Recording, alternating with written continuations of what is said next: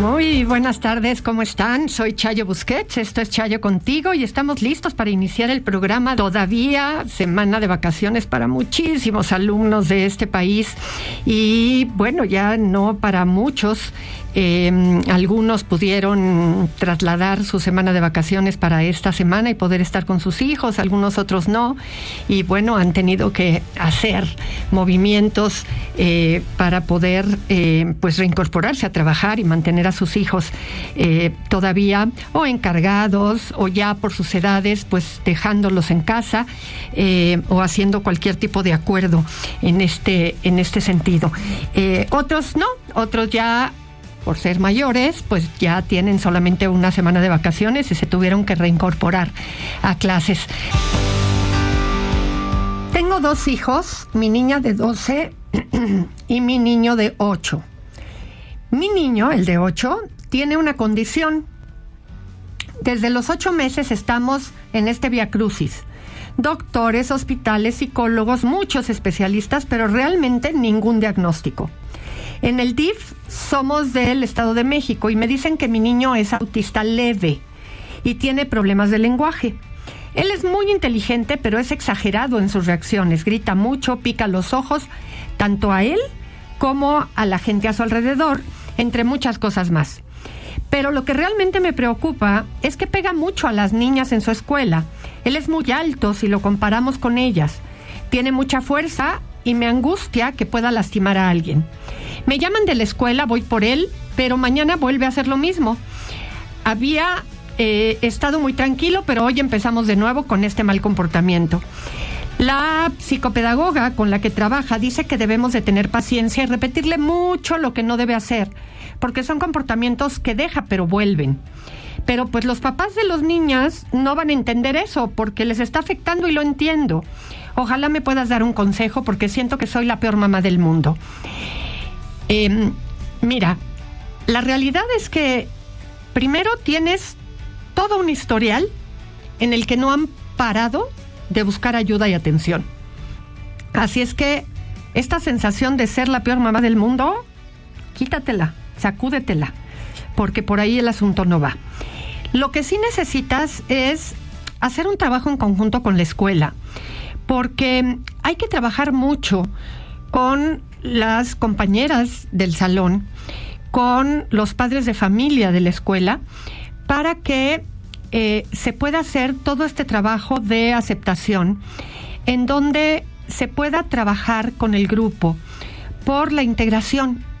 Es decir, poder explicar este proceso de que tu hijo tiene este diagnóstico del espectro autista y que por lo tanto hay una parte en el que él no controla y por lo tanto necesitamos hacer un trabajo grupal dentro del salón para poder ir sabiendo qué manejo se hace y que como compañeros del grupo necesitamos ir acompañando toda esta circunstancia de una manera de conjunto. No es un trabajo solamente de casa. Y es un trabajo en el que hay que poner ciertas consecuencias en lo que a la casa corresponde, pero también es un trabajo en el que hay que enseñarle como compañeros de la escuela todo lo que implica el así no, de esta manera mejor, no nos gusta que nos pegues y toda la implicación del acompañamiento en lo que respecta a compañeros, a sus iguales, a su grupo, a lo que se suele llamar los pares, es decir, los amiguitos que le tienen que ir dando pautas también a él de lo que es la integración y la sociabilización. Pero eso se tiene que trabajar con la ayuda de la escolaridad y de los maestros en el colegio. Así es que platícalo en la escuela, y si la psicopedagoga puede hacer este trabajo en conjunto y poder dar tips en la escuela y poder hablarlo con su grupo, eso ayudaría muchísimo. Chayo, ayúdame a ayudar a mi hija. tiene 18 años. Ella se llevaba súper bien con su primo de 26 años. Un día, él tomó y de la nada la besó. Y ella, pues, se sacó mucho de onda y desde ese día ya no lo frecuenta. Y es que él vive en el tercer piso y nosotras en la planta baja. Yo tengo 3 hijas. La mayor se va a graduar este año de psicóloga. Y pues siempre escuchamos el programa, nos ha servido mucho. Y pues no sé cómo orientarla. Siempre hay este tema, ¿no? De pensar que a veces los títulos, y por títulos me refiero a son primos, es que fulanito o sutanita está casado, es que solamente somos amigos, fueran una especie de vacuna que impediría que se desarrollara algún tipo de atracción física entre las personas. Y pues la realidad es que, pues de pronto una situación como estas, en las que de pronto este muchachito de 26 años, pues la besa, y ella dice, ¿pero cómo? Somos primos. ¿Pero cómo? Pero si es que somos familia. Pues eso no protege a nadie de sentirse atraídos, de haber un tipo de posibilidad de romance. Y claramente, mientras esta situación no se aclare, mientras esta situación no pueda hablarse, pues se va a volver un tema muy incómodo. Y creo que dar la cara, que es algo que pues él debería de hacer, ¿no? Y debería de poder hablar con ella. Probablemente él pensaba que ella había dado señales claras y ella, pues a sus 18 años no se había percatado. Y no sé si esto fue un impulso por parte de él o simplemente creyó que lo que pasa es que ya nada más tenía que dar ese paso, porque suponía que ella ya se había percatado. No sé si son primos hermanos, si son primos segundos o de qué se trata esto, pero lo cierto es que quizás aquí existe la posibilidad de simplemente dejar pasar tiempo, pero lo cierto es que hasta que no pase esta primera vez en la que ellos se vean, esta sensación de malestar, esta sensación de incomodidad, no va a desaparecer. Y a lo mejor vale la pena que tú le digas a tu hija que hable con él, que lo enfrente de una vez por todas y le diga, pues dime qué pasa y cómo podemos retomar un poco la relación que teníamos, porque pues somos familia, vivimos pues demasiado cerca y en algún momento va a haber un evento familiar que nos va a hacer toparnos y yo no quiero perder la naturalidad, ni quiero dejar de asistir, ni quiero perder todo lo que conlleva aquello que nos va a obligar a vernos. Y en ese contexto, poder poner las cosas claras. Él ya es un hombre adulto, joven, pero adulto, y tendrá que clarificar de una vez por todas esta circunstancia. Y ella no tiene por qué sacrificar todo lo que esto va a implicar. Y finalmente, pues la vida la está poniendo ante una circunstancia en donde pues no será ni la primera ni la última vez que tendrá que aclarar una situación de esta naturaleza. Así es que aconséjala.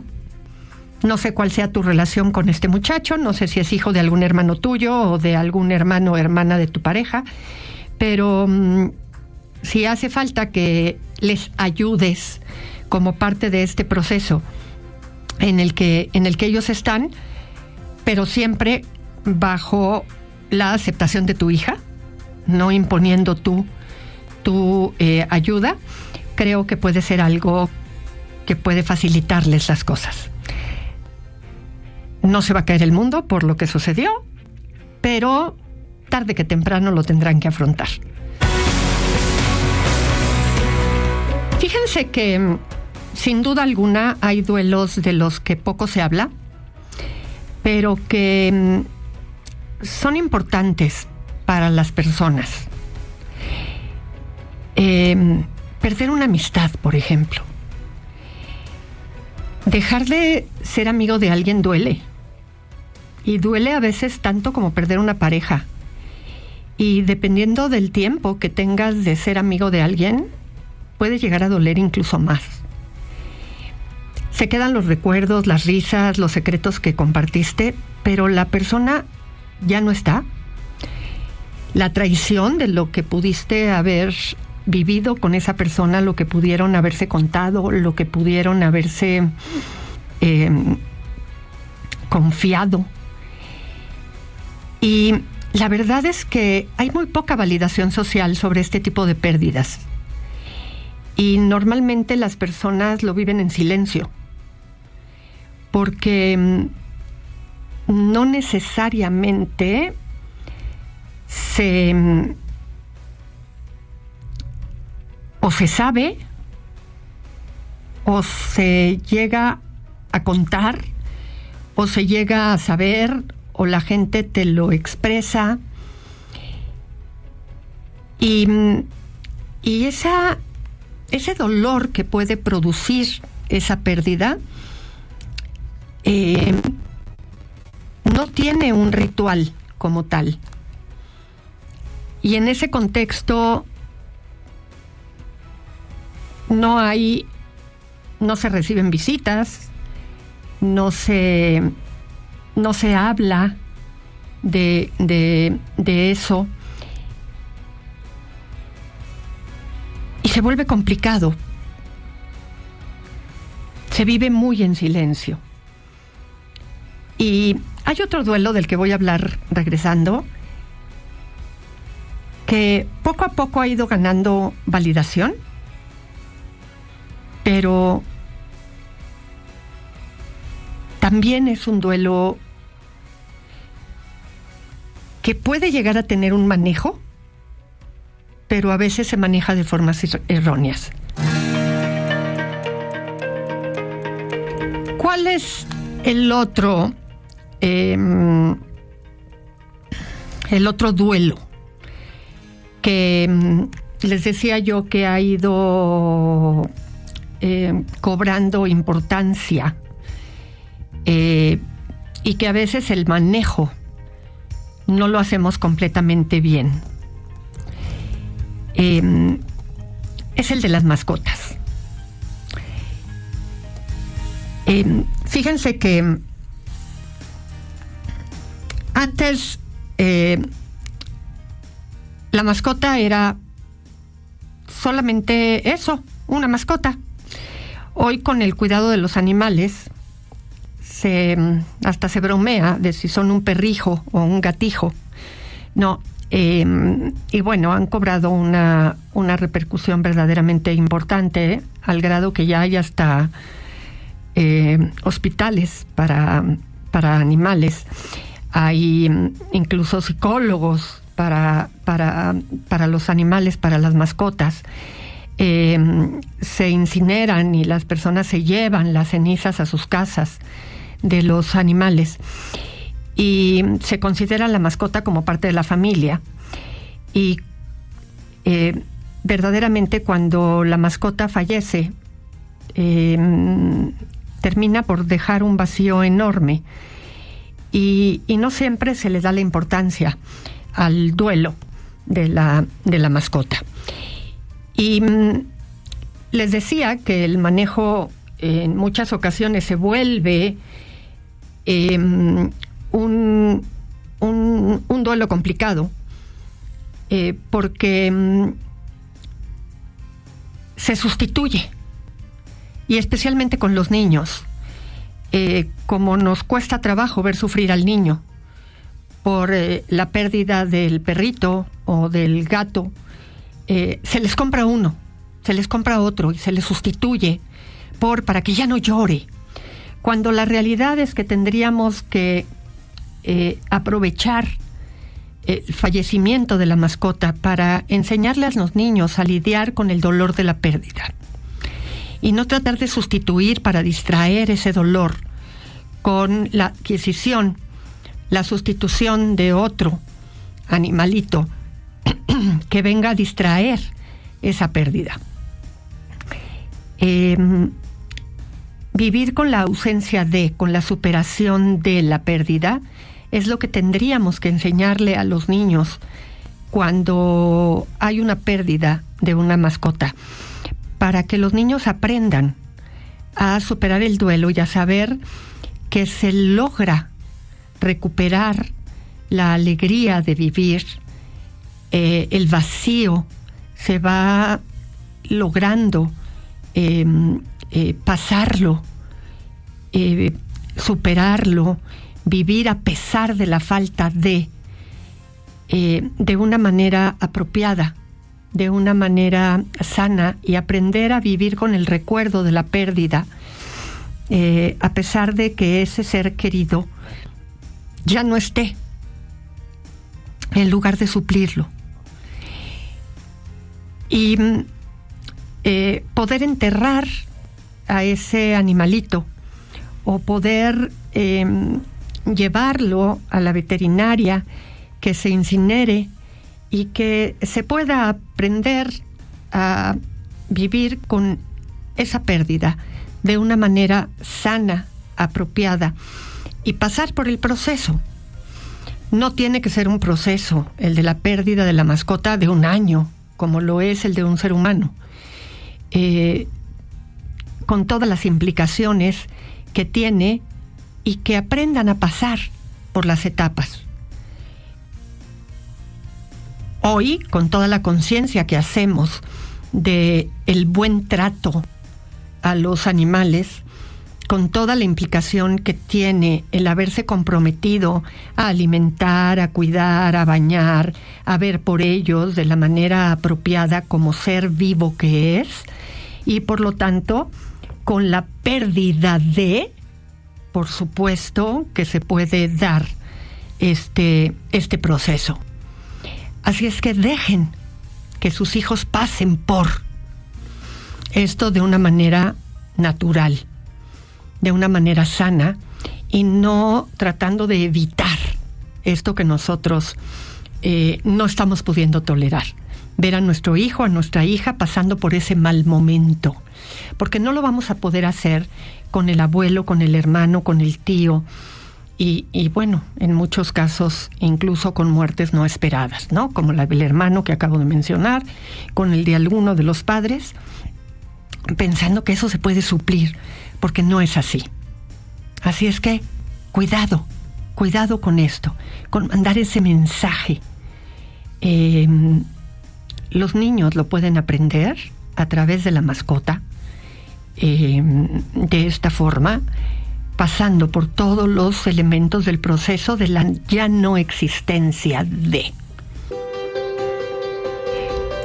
Fíjense que dentro de estos otros muchos duelos que las personas vivimos en la vida, va siendo un poco el duelo de la edad, el darnos cuenta de que el tiempo pasa, y que te va entrando una sensación de nostalgia, de pérdida de lo que ha venido pasando y de cómo hay cosas que no van a regresar. El perder un trabajo, jubilarte, cómo se va dando ese proceso a lo largo del tiempo, ya sea por un despido, porque tú mismo lo has decidido, y van siendo duelos de los que las personas no hablan, y que muchas veces visto desde afuera es, ¡ay, qué rico! ¿No? Ya te jubilaste, ¡qué padre! Ahora sí a disfrutar. Y sin embargo, cada quien lo vive de maneras muy distintas.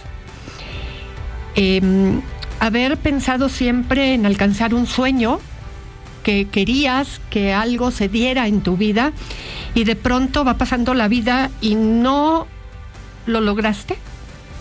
Porque hubo devaluaciones, porque no lograste ahorrar lo suficiente, porque la inversión del tiempo que se requería no se pudo concretar y te tuviste que despedir de la idea, y que esa parte de ti ya te das cuenta que no se va a poder llevar a cabo y que siempre lo tuviste en tu mente como algo a lograr. Es algo que también en alguna medida lo vas a tener que dejar ir. Se puede dar por un trabajo, pero también se puede dar con la idea de tener un hijo, por ejemplo, y que acabó quedando de lado. Y esto lleva a la idea de que un duelo no siempre va a necesitar un funeral. A veces el dolor viene de pérdidas que son invisibles, de personas que siguieron vivas, de momentos que no van a regresar, de partes de nosotros que se desvanecen y de que no sabemos cómo llorarlas, pero el dolor se queda ahí.